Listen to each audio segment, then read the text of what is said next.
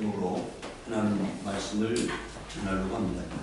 자, 우리가 하나님을 떠난 삶의 결과가 뭔가를 우리가 알아야 하고 하나님께 돌아갔을 때 우리가 어떻게 되는가를 알아야만이 되는 것입니다. 그러니까 내가 누구인가를 알지 못하면은 허공을 치는 삶을 살게 되어 있는 거예요. 그러니까 마귀는 우리가 쓸데없는 데 시간과 노력을 기울이게 하고 있는 거예요. 그러니까 마지막 인생의 마지막 때 돌아보면은 후회밖에 없는 삶을 살았구나 하는 것을 사람들이 깨닫잖아요. 그러니까 그때는 이미 너무 늦었다. 그러니까 헛되고 것을 쫓아 살았던 것이 너무 늦었어요. 여러분들 오늘 우리가 이사야서 1장 2절에서 6절에 보면은 하늘아 들으라, 땅아 귀를 기울이라. 주님께서 말씀하신다. 내가 자식이라고 키웠는데 그들이 나를 거역하였다. 이렇게 말씀하고 있어요. 하나님은 우리가 하나님의 자녀라고 사랑으로 키웠는데 하나님을 알지 못한다 이런 얘기니까. 하나님 뜻대로 살지 않는다 이러니까. 3절에 보세요. 소도 제 인자를 알고 나귀도 주인이 저를 어떻게 먹여 키우는지를 알고만은 이스라엘은 알지 못하고 나의 백성은 깨닫지 못하는구나. 슬프다. 제 민족 허물이 많은 백성, 흉악한 종자, 타락한 자식들, 너희가 주님을 버렸구나. 이스라엘의 거룩하신 분을 업신 여겨서 등을 돌리고 말았구나. 5절을 보세요. 어찌하여 너희는 더 맞을 일만 하느냐 이렇게 말하고 있어요. 이 결과가 하나님을 떠난 결과가 어떤 거라는 거예요. 하나님은 살아계신 하나님이기 때문에 그대로 방치하지 않으십니다. 그러니까 사람들이 하나님 어디 있어? 죽으면 끝난대. 그러니까 그럼 죽으면 끝나는 삶을 왜 두려워하느냐고. 그러니까 여러분들 왜 죽으면 끝나는데, 죽으면 무로 돌아가는데 왜 죽는 삶을 두려워합니까? 사람들이. 두려움이 있다는 것은요, 우리가 죽음이 두렵다는 것은 죽음이 끝이 아님을 인간은 알고 있는 거예요. 그러니까 죽음이 끝이라면 두려워할 사람 아무도 없는 거예요. 그러니까 죽음은 끝인데 뭘 두려워하겠어요. 그런데 죽음을 두려워하는 것은 죽음 다음에 영적 세계가 있다는 걸 어렴풋이 알고 있기 때문에 사람들이 두려워하는 겁니다. 그러니까 여기 보십시오. 5절에 어찌하여 너희는 더 맞을 일만 하느냐. 어찌하여 여전히 배반을 일삼느냐. 머리는 온통 상처투성이고 속은 온통 골병이 들었으며 발바닥에서 정수리까지 성한 데가 없이 상처난 곳과 매맞은 곳과 또 새로 맞아 생긴 상처뿐인데 그것을 짜내지도 못하고 싸매지도 못하고 상처가 가라앉게 기름을 바르지도 못하였구나. 이렇게 말하고 있어요. 그러니까 우리의 삶이 꼬이고 한 모든 것들이 뭐란 얘기입니까? 하나님을 떠난 결과라는 거예요. 그러니까 우리의 삶의 환난과 고난과 모든 고통이 있다는 것은 하나님과의 관계가 흐트러져 있기 때문에 생기는 현상임을 우리가 이해해야 합니다. 그러니까 두 번째, 왜 하나님께 돌아가야 하는가에 대해서 호세아서 6장 1절에서 6절에 말하고 있어요. 이제 주님께로 돌아가자. 주님께서 우리를 찢으셨으나 다시 싸매어 주시고 우리에게 상처를 내셨으나 다시 아물게 하신다. 이렇게 말하고 있어요. 우리 여러분들 모든 인생의 시작과 끝은요, 하나님과의 화해해야만 되는 겁니다. 네. 예수가 이 땅에 오신 것은 우리가 하나님과 화해시키려고 오신 화목제물이라고 말씀하고 있잖아요. 인간의 모든 문제는 하나님과의 관계가 막혀있고 하나님을 배반했기 때문에 오는 것들이니까. 그래서 하나님께 돌아가야 함을 말하고 있습니다. 그러니까 이틀 뒤에 우리를 다시 살려주시고 사흘 만에 우리를 다시 일으켜 세울 것이니 우리가 주님 앞에 살 것이다. 우리가 주님을 알자 해서 주님을 알자 새벽마다 여명이 오듯이 주님께서도 그처럼 어김없이 오시고 해마다 쏟아지는 가을비처럼 오시고 땅을 적시는 봄비처럼 오신다. 이렇게 말하고 있어요. 이 말이 뭔 말입니까? 이건 하나님은요, 공의의 하나님을 말씀하고 있어요. 여러분들 해가 일정한 시간에 떠오르잖아요. 가물 때가 있고 비가 올 우기가 있잖아요. 이와 마찬가지로 하나님은 일정하게 역사하시는 분이야. 하나님은 이랬다 저랬다 절대로 하지 않는 분임을 말하고 있어요. 그래서 하나님은 자신의 한 말을 변개치 않으신다고 말씀하셨고 하나님은 공의의 하나님이시기 때문에 자신의 한 말씀을 초월하지 않으십니다. 그러니까 오늘 우리가 하나님 만나려면 하나님께 나아가야만 만날 수가 있는 거예요. 하나님께 나아가는 것은 하나님 말씀대로 사는 겁니다. 그러니까 하나님 말씀대로 안 살면서 하나님과의 화해는 일어날 수가 없는 것이에요. 그러니까 하나님은 공의의 하나님이시기 때문에 하나님 앞에 나아가지 않고서는 하나님과 화해가 일어나지 않아요. 사절에 보면 에브라임아 내가 너를 어떻게 하면 좋겠느냐, 유다야 내가 너를 어떻게 하면 좋겠느냐, 나를 사랑하는 너희의 마음은 아침 안개와 같고 더듬이 사라지는 이슬과 같구나. 그러니까 다시 말하면 뭡니까? 깊이가 없는 사랑이고 그는 가짜 사랑밖에 안 된다는 거예요. 아침이 되면은 안개가 금방 사라지는 것처럼 그런 사랑밖에 안 된다는 거잖아요. 그러니까 근본적인 사랑이 아님을 말씀하고 있습니다. 5절에 그래서 내가 예언자들을 보내어 너희를 산산조각나게 하였으며 나의 입에서 나오는 모든 말로 너희를 죽였고 나의 심판이 너희 위에 번개처럼 빛난다. 내가 바라는 것은 변함없는 사랑이지 제사가 아니다. 불살라 바치는 제사보다는 너희가 나 하나님을 알기를 더 바란다. 이렇게 말하고 있어요. 우리 하나님은 자신을 하나님 말씀을 통해서 하나님을 우리에게 드러내셨습니다. 그러니까 하나님이 어떤 분이신가는 말씀을 통해서 드러내셨어요. 그래서 사람들이 변명할 수가 없습니다. 그러니까 그런데 오늘 사람들은 하나님 알기를 원하지 않고 하나님 뜻대로 살기를 원하지 않는다. 그러니까 저는 항상 기도합니다. 하나님 내 안에 하나님의 형상이 이루어지게 하시옵소서. 내가 매 순간마다 하나님 말씀에 굴복하는 사람이 되게 하시옵소서. 우리 아내가 저를 항상 그런 말을 하지만 저는 오늘까지 살아오면서 바보처럼 살아왔고 앞으로도 바보처럼 살아가려고 그래요. 그게 뭘 의미하겠습니까? 내가 하나님 말씀에 굴복하는 삶이 내게 손해가 되는 삶이라 할지라도 그것을 내가 선택하는 것이 내 영혼의 유익이라고 생각하는 겁니다. 사람들이 보기에는 바보처럼 보일지라도 그것이 하나님과의 관계에서 하나님이 기뻐하는 삶이라면 그걸 기꺼이 선택하겠다 이러니까. 제가 지난번에 얘기했잖아요. 우리 땅에 올라가는 강릉에 있는 산에 올라가는 그 두 사람이 그 길을 통과하는 것을 그 다른 사람 땅을 한 두 사람을 통과해야 하는데 그 사람들이 반대한다 이러니까. 한 사람 땅은 다른데 옆으로 올라가면 돼요. 근데 한 사람 땅은 그 길을 사용하는 이상 그 땅을 통과해야 합니다. 그런데 저는 법적으로는 그걸 해결할 수 있어요. 근데 저는 법적으로 해결할 생각이 추호도 없습니다. 그러니까. 내가 그 일생 동안 그 땅을 안 사용하면 안 사용하고 길을 다른 데로 돌리면 돌리지 내가 그 사람하고 분쟁을 일으키진 않는다. 그러니까. 하나님이 나를 평화의 사도로 세웠는데 내가 그 사람하고 싸우는 사람이 돼서 되겠느냐 이거니까.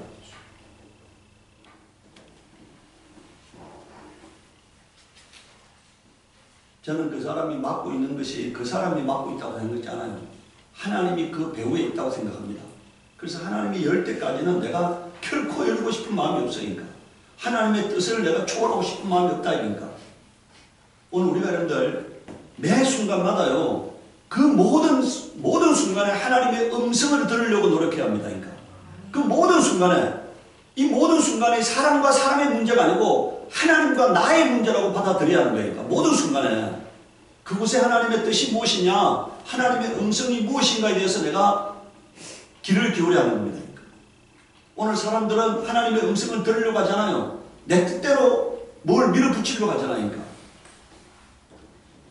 두 번째로 우리가 하나님께 돌아가는 방법은요. 첫 번째는 신령과 진정으로 예배하는 거라고 성경은 말하고 있습니다. 사무엘상 16장 7절에 여러분들 이제 하나님이 사울을 왕으로 폐하고 다윗의 가문에서 이제 다윗을 왕으로 세우려고 하잖아요. 이세 아들 중에서 다윗을 이제 왕으로 세우려고 하는데 장남 왕처럼 생겼습니다.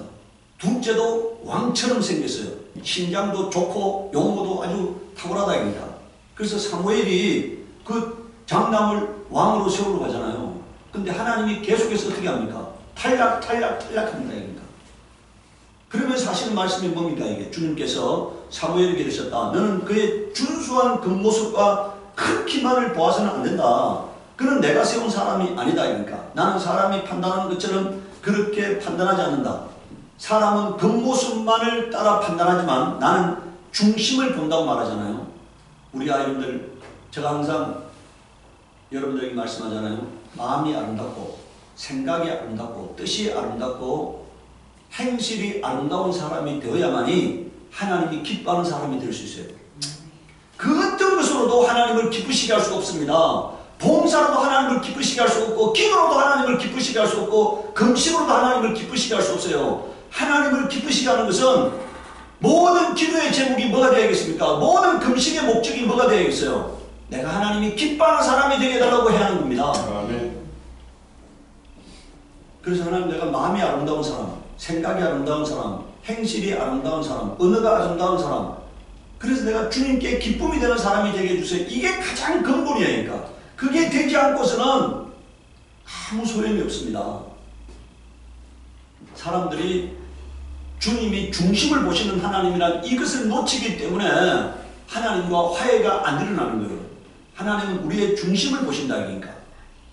여러분들 요한복음 4장 23절에서 24절에 아버지께 참으로 예배하는 자들은 신령과 진정으로 예배할 때가 오나니 곧 이때라. 아버지께서는 이렇게 자기에게 예배하는 자들을 뭐라고 되어 있습니까? 찾으시느니라 이렇게 말하고 있어요. 신령과 진정으로 예배하는 자를 찾으신다. 여러분들 그게 24절에 보면은요, 하나님은 영이시니, 이 말이 뭔 말입니까? 하나님은 영이시란 말은 하나님은 신이시니 이 말이니까. 영이란 말은 신이란 뜻이거든요. 그러면은 예배하는 자가 신령과 진정으로 예배할지는 이 말이 뭡니까? 하나님은 다 하신다는 얘기니까.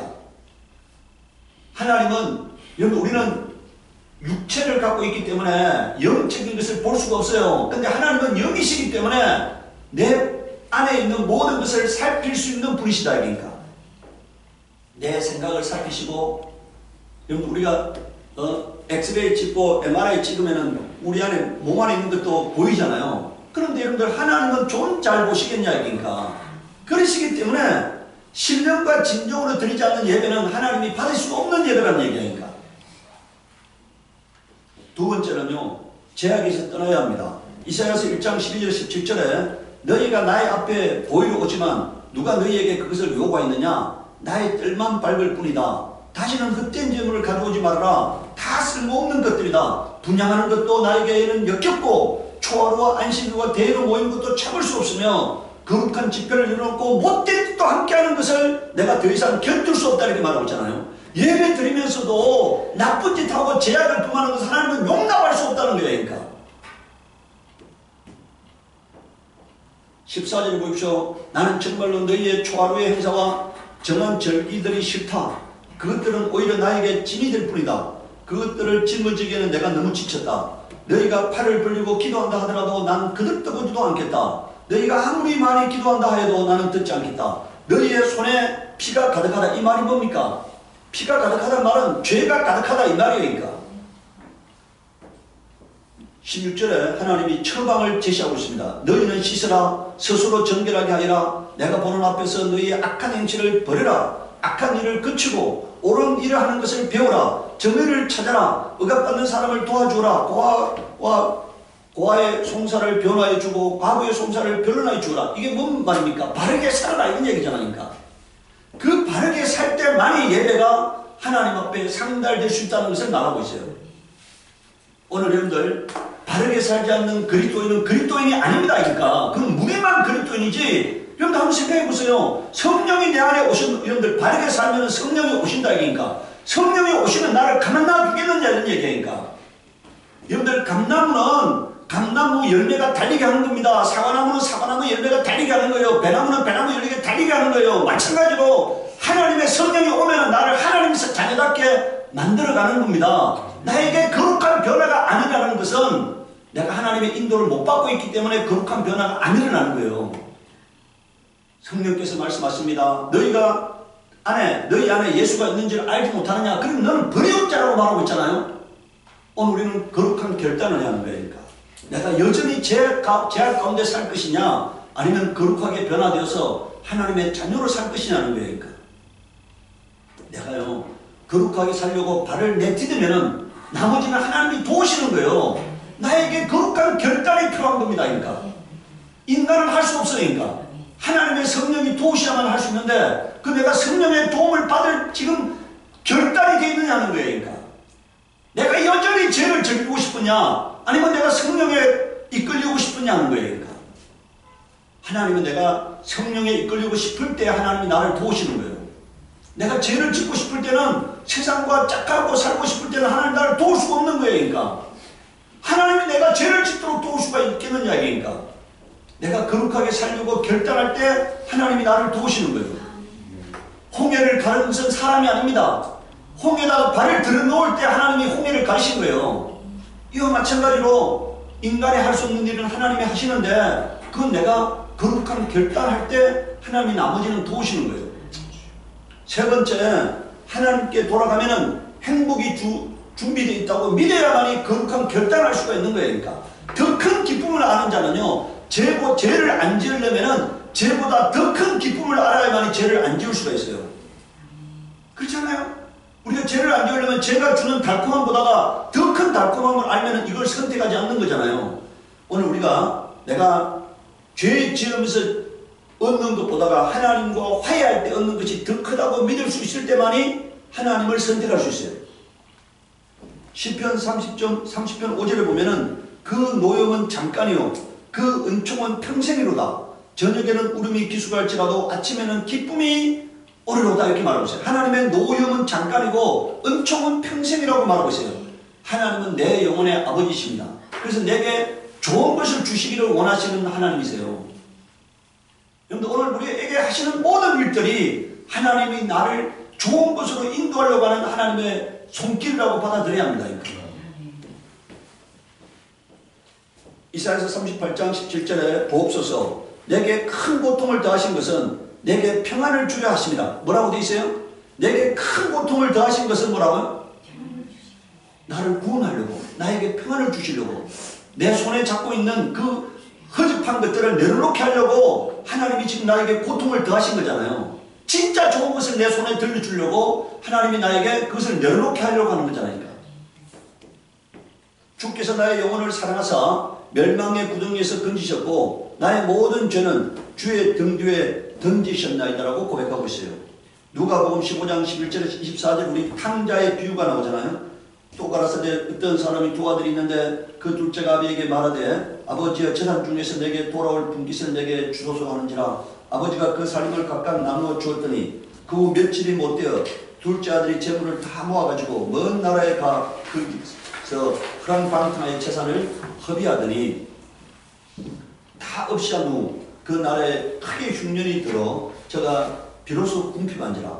가서 그 나라 백성 중 하나에게 붙어 사니 그가 저를 들로 보내어 돼지를 치게 하였는데 저가 돼지 먹는 지엄 열매로 배를 채우고자 하되 주는 자가 없는지라.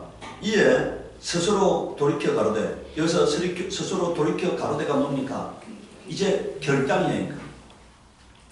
내 아버지에게는 양식이 풍족한 품꾼이 얼마나 많은고 나는 여기서 줄여 죽는구나. 자, 하나님을 떠나니까 뭐란 얘기입니까? 이게 하나님을 이거 비유잖아요. 하나님을 떠나니까 이렇게 힘든 인생이 찾아왔다는 것을 그가 비로소 깨달은 거잖아요. 내가 일어나 아버지께 가서 이르기를 아버지여 내가 하늘과 아버지께 죄를 얻었사오니 지금부터는 아버지의 아들의 일감을 감당치 못하겠나이다. 나를 품꾼의 하나로 보소서 하리라 하고. 이게 뭡니까? 회개잖아요. 회개. 네. 그리고 이제 20절에 뭡니까? 이에 일어나서 아버지께 돌아가니라. 이제 결단의 행동을 하는 거잖아요. 아직도 상대가 뭔데 아버지가 저를 보고 척은이 여겨 달려가 목을 안고 입을 맞추니. 여러분들 아버지는요 아들이 돌아올 때까지는 찾아 나서지 않았다는 얘기예요. 아버지는 아들이 나간 그 방향으로 바라보고 있는 거예요. 그러니까 오늘 우리가 아까 얘기했잖아요. 하나님은 일정하신 분이시다. 그러니까 우리가 하나님 앞에 나아가야만이 은혜 받을 수 있는 거예요. 그러니까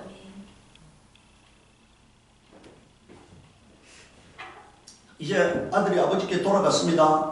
21절에 아들이 가로되 아버지여 내가 하늘과 아버지께 죄를 얻었사오니 지금부터는 아버지 아들이라 일컬음을 감당치 못하기도 하나 아버지는 종들에게 이르되 제일 좋은 옷을 내어다가 입히고 손에 가락지를 끼우고 발에 신을 신기라. 이게 뭡니까? 여러분들 종은 신발을 신지 않아요. 그런데 이게 신발을 신기라는 얘기는 아들의 자리를 회복시켜 준 것을 의미해요. 주인의 자격을 회복시켜 준 것을 의미해요. 반지도 끼우고 손에 가락지도 끼우고 한 것은 이게 이제 자녀로서의 회복을 의미하는 거잖아요. 오늘 우리가 하나님 안에 돌아갈 때 이와 같은 회복이 일어남을 믿어야 하는 겁니다. 그러니까. 23절에 그리고 살찐 송아지를 끌어다가 잡으라. 우리가 먹고 즐기자. 이 내 아들은 죽었다가 다시 살아났으며 내가 이랬다가 다시 얻어놓으라 하니 저희가 절구하더라. 이게 지금 하나님 아버지의 마음을 예수님께서 두 아들의 비유를 통해서 하나님 마음을 지금 전하고자 하는 거잖아요. 네 번째, 나로 인하여 기뻐하실 하나님께로 돌아가야 합니다. 서바냐서 3장 12절 18절에 그러나 내가 이 도성 안에 주의 이름을 의지하고 온순하고 겸손한 사람들을 남길 것이다. 여러분들 보세요. 하나님은 여기서 이 도성이란 말은 우리들 천국의 비유예요. 이 도성 안에 주의 이름을 의지하는 온순하고 겸손한 사람들을 남길 것이다. 이렇게 말하고 있잖아요.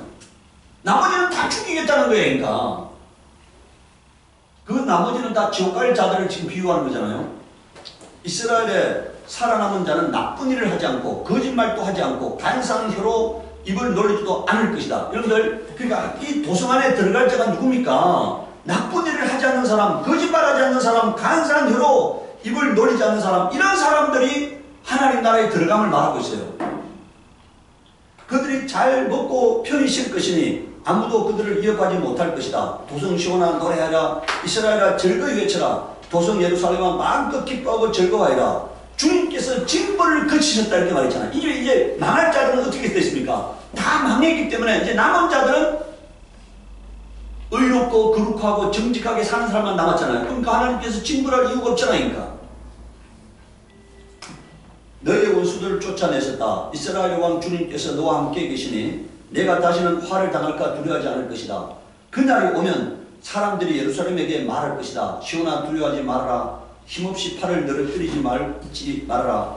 주 너희 하나님이 너와 함께 계신다. 구원을 베푸실 전능하신 하나님이시다. 너를 보고서 기뻐하고 반기시고 너를 사랑으로 새롭게 해주시고 너를 보고서 노래하며 기뻐하실 것이다. 이렇게 말씀하고 있습니다. 오늘은 우리가 이 말씀을 통해서 깨달아야 할 것이 뭡니까?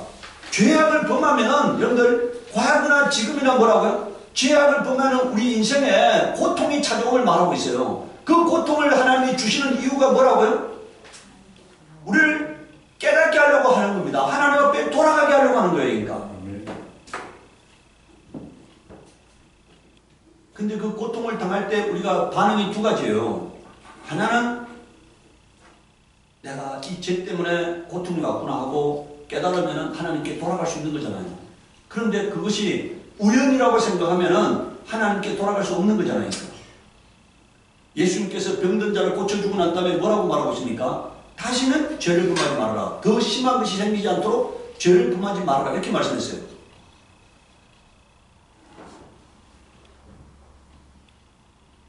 우리가 하나님께 돌아갈 때 하나님은 우리의 영혼의 아버지시기 때문에 우리를 회복시킬 준비가 되어 있습니다. 우리를 하나님의 자녀로 삼기로 하나님은 작정하셨기 때문에 창세전에 작정하셨기 때문에 그 작정을 이루어지실 것을 믿어야 합니다. 우리가 죄를 범하는 것은요 하나님을 배반하는 거고 하나님을 대적하는 거예요. 그 죄가 크든 적든 죄는 하나님을 대적하고 하나님을 배반하는 것입니다. 그러니까 하나님을 없인 여기는 거예요. 우리가 누가 나에게 뭘 부탁하거나 말했을 때 내가 그분을 존중하면은 그분의 말대로 행동하는 거잖아요. 그러니까 내가 그분의 말을 우습게 여기는 건 뭡니까? 우습게 여기면 내가 그분의 말을 안 듣는 거잖아요. 그러니까 우리가 하나님을 존중하는 것은 하나님이 하신 말씀에 순종하는 거예요. 그것이 겸손입니다. 하나님 말씀에 순종하는 게 겸손이에요. 예수님은 죽기까지 하나님께 복종했잖아요. 그래서 그게 겸손이에요. 하나님 아버지 앞에 겸손이다. 그러니까 오늘 우리도 예수님을 따라서 겸손하여서 하나님 말씀에 절대 복종하고 그래서 하나님이 예비하신 평안을 누리시기 바랍니다. 하나님을 떠나면은 평안이 없어요. 우리 인생에 여러분들 만약에 우리가 보십시오. 게임 회사를 만든 수조 원의 재산을 모은 사람이 자살했잖아요. 2, 3년 전에 자살했잖아요. 그럼 왜 자살했게? 돈이 없어서 자살한 게 아니잖아요. 명예가 없어서 자살한 게 아니잖아요. 학벌이 없어서 자살한 게 아니잖아요. 마음속에 두려움이 찾아오니까 불안이 찾아오니까 자살한 거잖아요.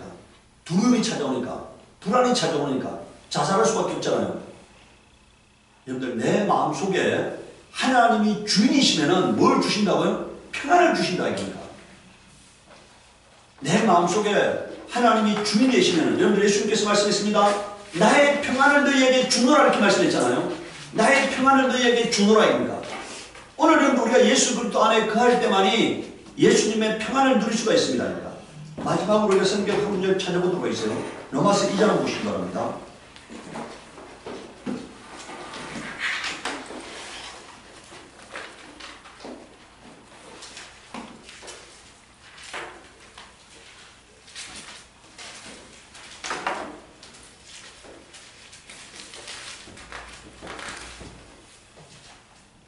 여러분들, 로마서 2장 6절에서부터 여러분들 10절까지 함께 보도록 하겠습니다. 로마서 2장 6절에서 10절까지 함께 보도록 하겠습니다.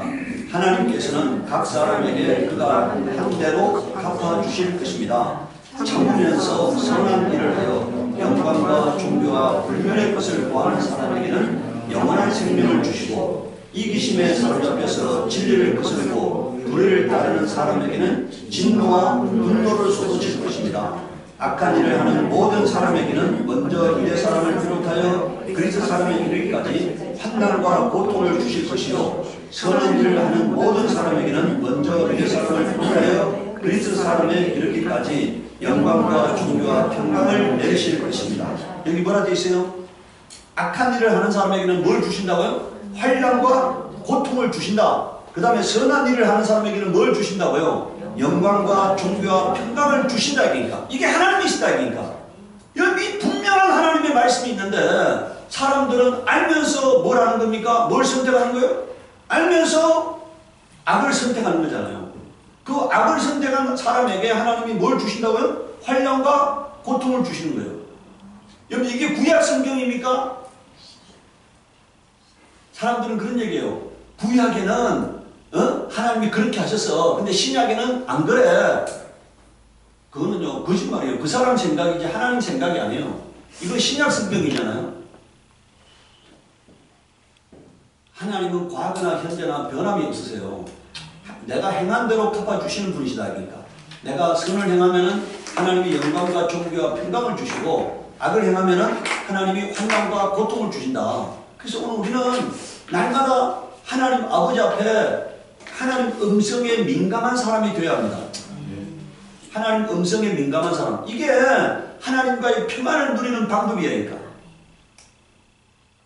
이 시간 우리 기도할 때 하나님, 내가 선한 일을 할 수 있도록 성령께서 오셔서 나를 의의 길로 인도해 주옵소서. 우리 기도하도록 하겠습니다.